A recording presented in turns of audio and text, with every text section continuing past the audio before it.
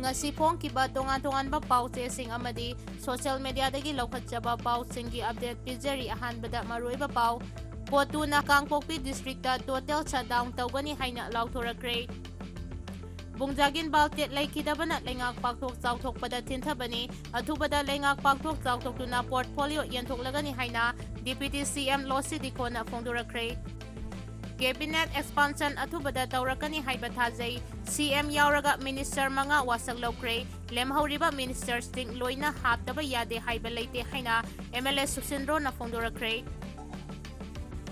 Iran gi Supreme Leader Hatkhre babu yaningdaba phongdoktuna miyamna lambida tholaktuna protest tawkre protest aduda Donald Trump Netanyahu amadi Modi gi poster da sandal na thongkre Kuwait gi airspace da America gi F-15 jet ama kaptharakre hairi pilot ani adu sining jita eject tawduna hinghaure hairi US Israel chu Iran chu khongpham handokna de nakan ahum magta misimna yaunare Kuwait da United States ki lanmi ahum Israel da MIOI mapan sikre Iran da maheroi samaga maripu humdo yauna MIOI Jaunga yankai manga sikre hairi China na Iran da DF-17 nuclear missile drone amadi HQ-16 piraktuna Chaona Mateng Pangkhre Deputy CM Losi Dikhona ngasi laikhiraba MLA Bungjagin Baltegi imong manungga unakre Military junta na Central Meitei region gi trading junction da airstrike chathaduna MIOI kuntra Henna Hatkhre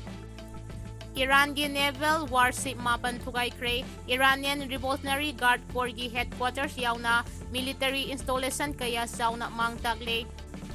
Taramari subak Kangla mega sport festival haudokre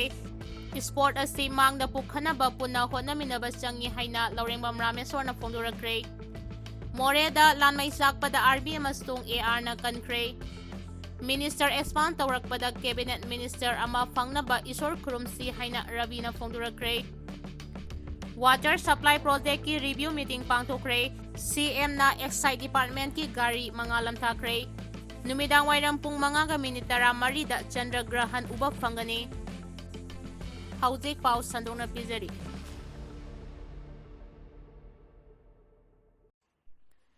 Deputy CM Losi Dikhona ngasi laikhiraba MLA Bungjagin Baltegi imong manungga unakre Kanglukki irang manung haukiba sahi anigi me marida Imphal gi Rims Rota miyangi bom amana attack tawbadagi soktuna matam sangna laikat naraba matung laikanaba ngamdana laikhidraba thanlon kendra gi MLA Bungjagin Baltegi misi NIA natraga CBI na thizil handuna maraleba singcherak pigadabane loinana MLA asina pamjeramba jaumi singi oiba tonganba district pidriba fawba laikhidraba sigi aroiba mathong mangam pangtokloi haina imung manung amasung jaumi coordinating committee gi maikei khongjang sangsinduna lakiba aduga mari leinana ngasi deputy chief minister Losi Dikhona Churchanpurda chatuna wari sanakre ngasi deputy chief minister asina laikhidraba MLA Baltegi imung manung amasung jaumi coordinating committee gi mihut singa wari sanakiba aduda deputy chief minister amasung sarkar gi maikei MLA Bungjagin Balte na laikhidabada awaba phongdoki Loinana government ki maikei English ani kulhumdoi gi me mari da thokiba thodok adugi matangda mapung phana thijinduna maralaiba sing adu faduna justice purakani haibagi sab chaba phirep adu thamki loinana mifam aduna hingsa gi thodok aduna maram oiraga MLA aduna laikat nabak ngamdana laikhidaba asigi matangda investigation gi thabak asi henna thujin hanaba Kanganki loinana atubada shanti thamnaba amasung sugi framework makada political solution asti hena kumang chausil hanbagi matangda khanaki haidi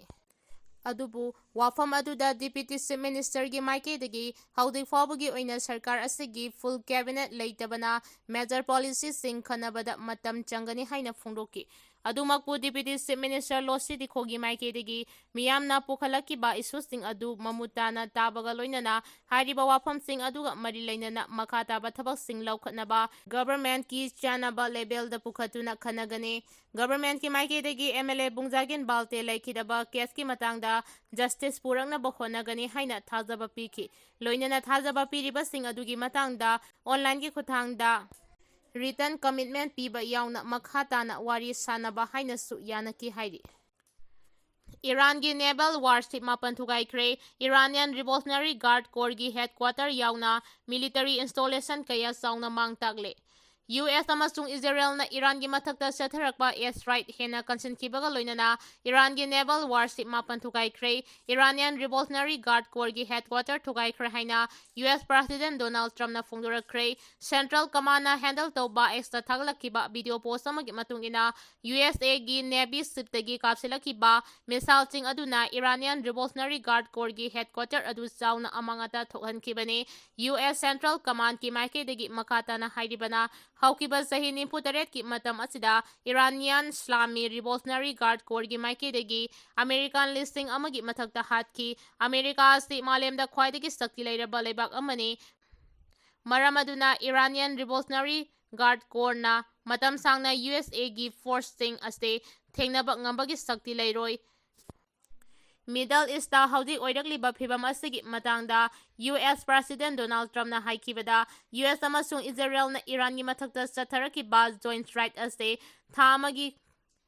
amagi maya satharaba yai yamdrabada sayol mari natraga mangadi Iran gi mathakta airstrike sathakigane masi yamna aruba amasunate US ki oina lan asigidamak nongmai maru amadi darkar laiba kholaising matik sana lei malengi tongan ba mafam khudingmakta makhoigi leiriba basingda nongmai maru yauna bomb top kaya marangkai na paisinduna thamli Iran gi maikhaidagi haudik USA gi wari Iran gi maikhaidagi haudik US ka wari sanaba pamle US gi maikhaidagi di leiriba irang asi wari sanaduna loisinaba honabada yadaba amata leite haiki Marasida Oman gi Foreign Minister gi maikhaidagi US amasung Iran anigi marakta ceasefire taunaduna sakti purakna ba appeal Marasida Oman gi Foreign Minister gi maikhaidagi US amasung Iran anigi marakta ceasefire taunaduna santi purakna ba appeal tawkhre. Iran gi Foreign Minister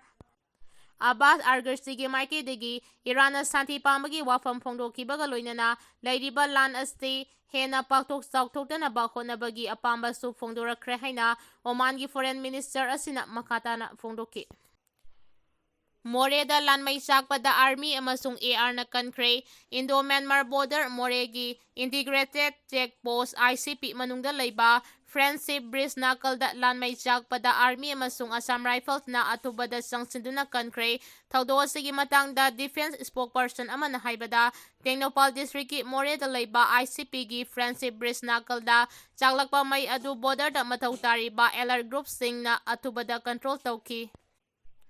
Border da duty tariba troops singna umangdagi maikhu karakpa thengnabadagi lanmai adu kanba ngamkibani ICP gi Bitel installation singga nangna leiba mafam oibadagi thaudok adu atopa mafam singda sandokadabadagi thingba ngamki security personnel singna fire control measures sing chathaduna fire break semba amasung fire fighting rescue siznaduna mai adu muthatpa ngamkibani. Coordinate response asina maruoiba infrastructure sing amadi nangnana leiba mafam singda mai sandokpa thingba ngamki thaudoga sida umang natraga postai mangtakide group singna safety protocol ngakpa oina mafam aduda makatana monitoring sathaki.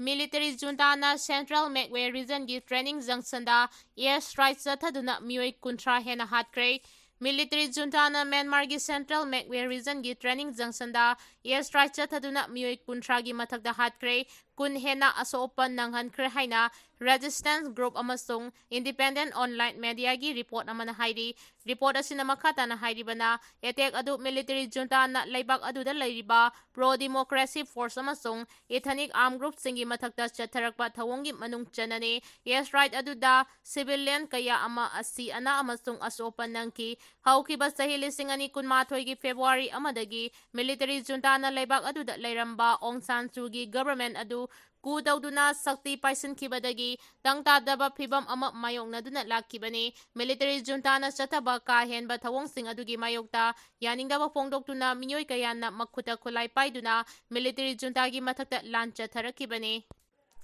Magway region gi training junction da chathakiba airstrike adu Eyewitness singi report matung inadi fighter jet anina nongthakdagi atat akam laitana bom thadaraki loinana airstrike aduda lambida local miyam amadi truck driverꯁꯤꯡꯒꯤ ꯃꯔꯛꯇ ꯄꯣꯠ-ꯆꯩ ꯑꯣꯟꯊꯣꯛ-ꯑꯣꯟꯁꯤꯟ ꯇꯧꯔꯤꯉꯩ ꯃꯔꯛꯇ ꯅꯨꯄꯤ ꯑꯅꯤ ꯌꯥꯎꯅ ꯃꯤꯑꯣꯏ 25ꯒꯤ ꯃꯊꯛꯇ ꯁꯤꯈꯤ ꯑꯗꯨꯒ ꯀꯌꯥ ꯑꯃꯅ ꯑꯁꯣꯛꯄ ꯅꯪꯈꯤ ꯍꯥꯏꯔꯤ꯫ ꯃꯔꯛ ꯑꯁꯤꯗ ꯃ꯭ꯌꯥꯟꯃꯥꯔꯒꯤ ꯃꯤꯂꯤꯇꯔꯤ ꯒꯚꯔꯟꯃꯦꯟꯠꯀꯤ ꯃꯥꯏꯀꯩꯗꯒꯤ ꯂꯩꯕꯥꯛ ꯑꯗꯨꯒꯤ ꯖꯦꯜꯗ ꯂꯩꯔꯤꯕ ꯃꯤꯑꯣꯏ 10,000ꯒꯤ ꯃꯊꯛꯇ ꯑꯦꯝꯅꯦꯁꯇꯤ ꯄꯤꯕꯒ ꯂꯣꯏꯅꯅ ꯃꯤꯑꯣꯏ ꯀꯌꯥ ꯑꯃꯅ ꯕꯟꯗꯤꯒꯤ ꯃꯇꯝ ꯀꯛꯊꯔꯒꯅꯤ ꯍꯥꯏꯅ ꯏꯁꯇꯦꯠꯅ ꯆꯂꯥꯏꯕ ꯃꯦꯗꯤꯌꯥꯒꯤ ꯔꯤꯄꯣꯔꯠ ꯑꯃꯅ ꯍꯥꯏꯔꯤ꯫ ꯑꯗꯨꯃꯛꯄꯨ ꯄ꯭ꯔꯣ-ꯗꯤꯃꯣꯀ꯭ꯔꯦꯁꯤ ꯂꯤꯗꯔ ꯑꯣꯏꯔꯤꯕ ꯑꯣꯡ ꯁꯥꯟ ꯁꯨ ꯍꯥꯏꯔꯤꯕ ꯀꯣꯝꯊꯣꯛꯄ ꯑꯁꯤꯗ ꯌꯥꯎꯕꯒꯤ ꯃꯃꯤ ꯑꯃꯠꯇ ꯇꯥꯗ꯭ꯔꯤ꯫ ꯅꯨꯃꯤꯗꯥꯡꯋꯥꯏꯔꯝ ꯄꯨꯡ 5:34ꯗ ꯆꯟꯗ꯭ꯔ ꯒ꯭ꯔꯍꯟ ꯎꯕ ꯐꯪꯒꯅꯤ꯫ ꯃꯍꯧꯁꯥꯒ ꯃꯥꯟꯅꯗꯕ ꯃꯑꯣꯡꯗ ꯆꯍꯤ ꯑꯁꯤꯒꯤ ꯌꯥꯎꯁꯪ ꯍꯧꯕ ꯅꯨꯃꯤꯠ ꯃꯥꯔꯆ 3ꯗ ꯃꯄꯨꯡ ꯐꯥꯔꯕ ꯂꯨꯅꯔ ꯏꯀ꯭ꯂꯤꯞꯁ ꯆꯟꯗ꯭ꯔ ꯒ꯭ꯔꯍꯟ ꯂꯩꯕ ꯃꯔꯝꯅ ꯊꯥ ꯊꯣꯔꯛꯄ ꯃꯇꯝꯗ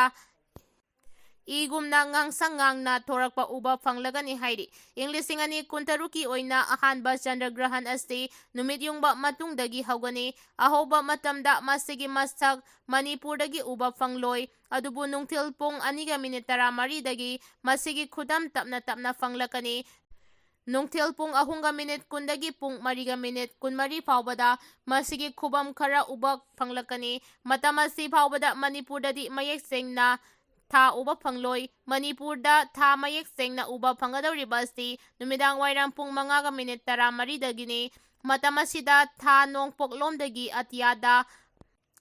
ꯄꯥꯛꯅ ꯋꯥꯡꯈꯠꯂꯛꯄꯗ ꯃꯥꯂꯦꯝꯗ ꯃꯃꯤ ꯇꯥꯁꯤꯟꯕꯒ ꯂꯣꯏꯅꯅ ꯏꯒꯨꯝꯅ ꯉꯥꯡꯕ ꯃꯆꯨ ꯑꯣꯏꯅ ꯎꯕ ꯐꯪꯒꯅꯤ꯫ ꯍꯥꯏꯔꯤꯕ ꯑꯁꯤ ꯅꯨꯃꯤꯠꯀꯤ ꯃꯉꯥꯜꯅ ꯃꯥꯂꯦꯝꯒꯤ ꯂꯩꯃꯥꯏꯗꯒꯤ ꯊꯣꯔꯛꯄ ꯃꯆꯨ ꯑꯗꯨꯅ ꯊꯣꯛꯍꯟꯕꯅꯤ꯫ ꯃꯅꯤꯄꯨꯔꯒꯤ ꯑꯣꯏꯅ ꯊꯥꯒꯤ ꯑꯉꯥꯡꯕ ꯃꯁꯛ ꯑꯁꯤ ꯅꯨꯃꯤꯗꯥꯡ ꯄꯨꯡ 5:13ꯗꯒꯤ 5:18 ꯐꯥꯎꯕ ꯃꯤꯅꯠ 33 ꯔꯣꯝꯇꯃꯛ ꯎꯕ ꯐꯪꯒꯅꯤ꯫ ꯃꯁꯤ ꯊꯥꯅ ꯌꯥꯝꯅ ꯅꯦꯝꯕ ꯑꯜꯇꯤꯇ꯭ꯌꯨꯠꯇ ꯂꯩꯈꯤꯕꯅꯅꯤ ꯍꯥꯏꯔꯤ꯫ ꯆꯟꯗ꯭ꯔ ꯒ꯭ꯔꯍꯟ ꯑꯁꯤ ꯅꯨꯃꯤꯗꯥꯡꯋꯥꯏꯔꯝ ꯄꯨꯡ 5:52 ꯐꯥꯎꯕ ꯊꯥꯒꯤ ꯃꯄꯨꯡ ꯐꯥꯕ ꯃꯉꯥꯜ ꯑꯗꯨ ꯎꯕ ꯐꯪꯒꯅꯤ꯫ ꯂꯩꯕꯥꯛ ꯑꯁꯤꯒꯤ ꯑꯣꯏꯅ ꯆꯟꯗ꯭ꯔ ꯒ꯭ꯔꯍꯟ ꯑꯁꯤ ꯑꯋꯥꯡ ꯅꯣꯡꯄꯣꯛ ꯁ꯭ꯇꯦꯠꯁꯤꯡꯒꯤ ꯃꯅꯨꯡꯗ ꯒꯧꯍꯥꯇꯤ, ꯗꯤꯁꯄꯨꯔ, ꯏꯇꯥꯅꯒꯔ ꯑꯃꯁꯨꯡ ꯁꯤꯂꯣꯡꯗꯁꯨ ꯎꯕ ꯐꯪꯒꯅꯤ꯫ ꯍꯥꯏꯔꯤꯕ ꯃꯇꯝꯁꯤꯡ ꯑꯁꯤ ꯅꯨꯃꯤꯗꯥꯡꯋꯥꯏꯔꯝ ꯄꯨꯡ 5:10ꯗꯒꯤ 5:15 ꯐꯥꯎꯕꯒꯤ ꯃꯅꯨꯡꯗ ꯎꯕ ꯐꯪꯒꯅꯤ ꯍꯥꯏꯔꯤ꯫